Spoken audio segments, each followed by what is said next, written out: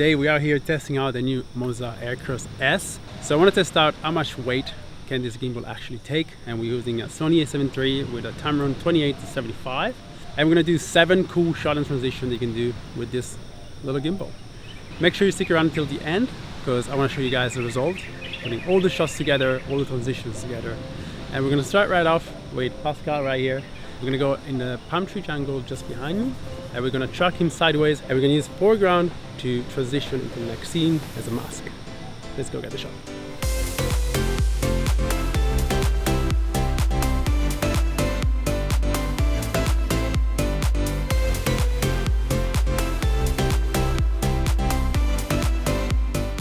Alright, on to shot number 2. We're gonna have the same shot of him running down here, but we're gonna shoot it at 50. It's gonna be a bit more of a static shot, and at the end of the shot we're gonna pan the gimbal around like this to create some motion blur and transition onto the next shot.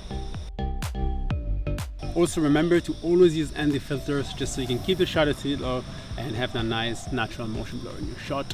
And in this case I'm using a palm tree as a foreground just to add a bit more motion and framing.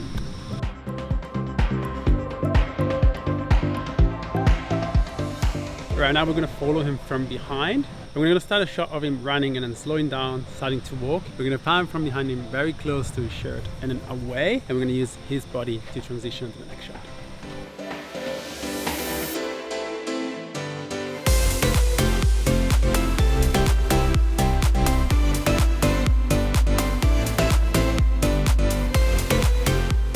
The next shot is one of my favorites, which is long glance, wrapping around the subject while he walks.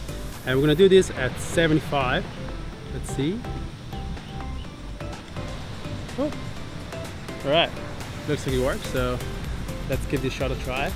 We're going to wrap around the subject while he walks down the beach.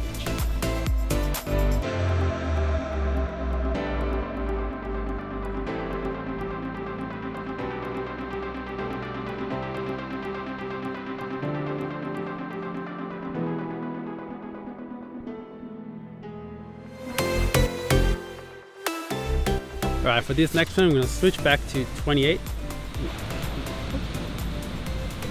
Switch back to 28, and we're going to try a shot where Pascal is going to run very fast on the beach, and I'm going to try and follow him very fast, but in under sling mode, which is pretty much when the gimbal goes upside down close to the ground. As you can see, I can't really do it right now because of this setup is not fitting well with the gimbal, but I'm going to play around with it and make it work and see if it's going to be steady or not.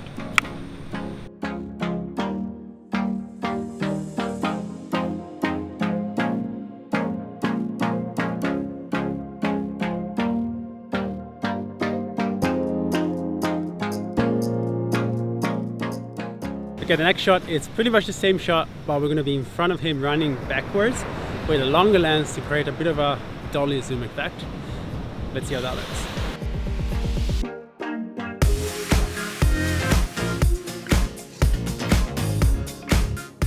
Right guys, the last shot I want to show you is the perfect way to close the sequence, which is an establishing shot.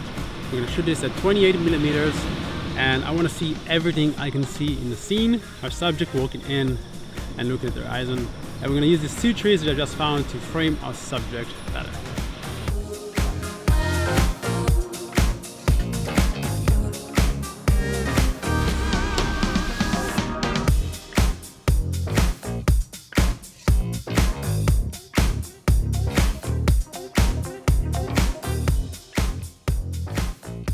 Alright, we're gonna edit all of these shots together with some cool music, some cool sound effects, and this is what it looks like.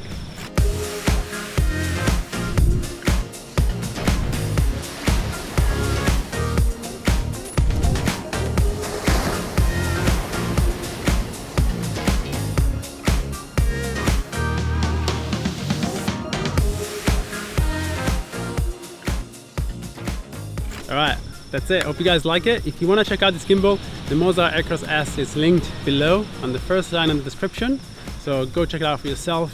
I would say I recommend this for a smaller mirrorless, not necessarily for an a7 III. For something a bit smaller, not really this setup, something like an a7C or a 6500. Check this out in the link in the description, and I'll see you guys in the next videos.